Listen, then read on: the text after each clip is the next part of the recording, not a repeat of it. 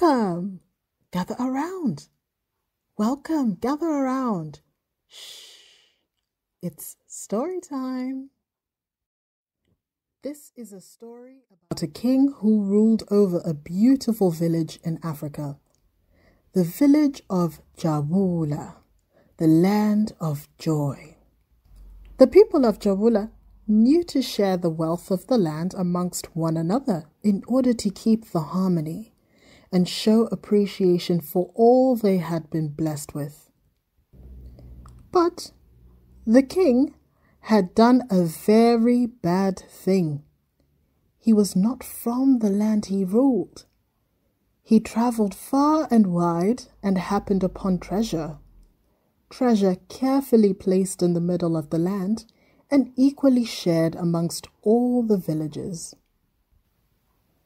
After another fine day, the golden sun set into the blue of night, speckled with bright, shining, twinkling stars. Heard all around the village were joyful giggles and laughter, all but from one place, the palace. There lived this grumpy and mean king who was never satisfied with anything. He would spend his days complaining endlessly and was never happy. This king decided to take all the treasure for himself and never share.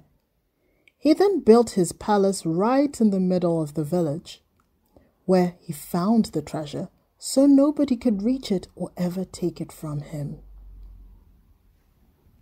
Then this ungrateful king made everyone in this village become his servants and couldn't help but command, demand, and complain. For the first time in history, this village was now suffering a drought. On one particular day, His Majesty rose and demanded his servants to make him a feast made only with the finest meats, sweetest honey, juiciest fruits, and freshest bread, as this would surely make him happy. All the people of the village spent an entire night preparing this banquet for one. Morning came, the table had been set and decorated beautifully and filled with mouth-watering features. But alas, this so-called king took one glance. His eyes welled up so much they filled his stomach. This did not make him happy, and he was no longer hungry, and he ordered the food to be thrown away at once. That evening, His Majesty tossed and turned in his royal chambers, unable to settle for the night. So puzzled by unhappiness, his mind began to wander and landed in an unhappy place. The torture alone shook him awake in a cold sweat. The king immediately called out for a servant to hand him his cloak, made of the finest silk and golden thread. This offered no comfort either, but instead he felt the fabric tightening, restricting and constricting, bursting at the seams, rebelling against his ownership. And so he wandered through the empty halls of his palace, crying out and shrieking for help. His form began to change and appear as though he was morphing into some sort of wild animal. All the servants of the palace ran for the hills, retreating to their homes. They didn't know what was going on. What was happening? The sounds booming down the wide halls echoed, and even stranger, the walls of the palace began to narrow and close in. The ground parted, and all began to fall in. The ungrateful king would soon be swallowed up. A gleaming light from the end of the tunnel began to glow.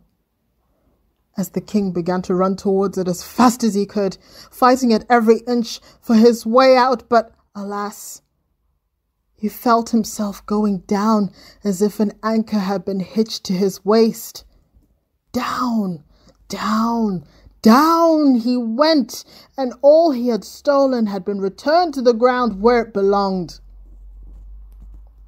The balance of the village had been restored. It rained once again, and the greenery was in full bloom, showing off its lusciousness. The people of Jabula went back to the ways they knew. The people of Jabula knew to share the wealth of the land amongst one another in order to keep the harmony and show appreciation for all they had. For they knew that it was a blessing.